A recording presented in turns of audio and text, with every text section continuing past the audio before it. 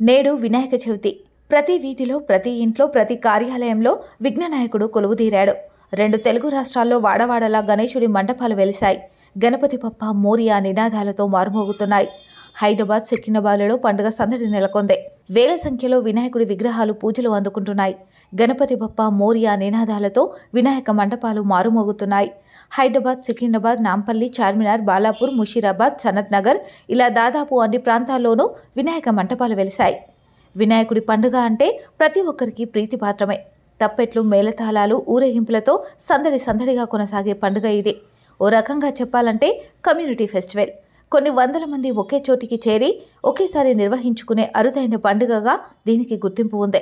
2 తెలుగు రాష్ట్రాల్లో అతి ఎత్తైన ఖైరతాబాద్ గణేశుడి విగ్రహం వద్ద కోలాహలం నెలకొంది. వేలాది మంది భక్తులు వినాయకుడిని దర్శించుకోవడానికి బారులు తీరారు. తెల్లవారుజాము నుంచే పెద్ద ఎత్తున ఖైరతాబాద్ చేరుకుంటున్నారు. జాతరను తలపిస్తుంది అక్కడి వాతావరణం. ముఖ్యమంత్రి రేవంత్ రెడ్డి కొద్దిసేపటి కిందటే ఖైరతాబాద్ వినాయకుడిని దర్శించుకున్నారు. తొలి పూజలు చేశారు. ఆయన వెంట మంత్రి పొన్నం ప్రభాకర్, ఖైరతాబాద్ శాసనసభ్యుడు మాజీ మంత్రి దానం నాగేందర్, కాంగ్రెస్ రాష్ట్ర వ్యవహారాల ఇన్ఛార్జ్ దీపాదాస్ మున్షి, మాజీ ఎమ్మెల్యే అనిల్ కుమార్ ఉన్నారు.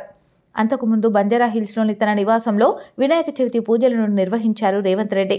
కొత్తగా తెలంగాణ ప్రదేశ్ కాంగ్రెస్ కమిటీ చైర్మన్గా అపాయింట్ అయిన మహేష్ కుమార్ గౌడతో కలిసి పూజలు చేశారు.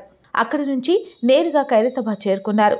సాధారణంగా ఖైరతాబాద్ వినాయకుడికి రాష్ట్ర గవర్నర్ తొలి పూజలు చేయడం ఆనవాయితీగా వస్తుంది.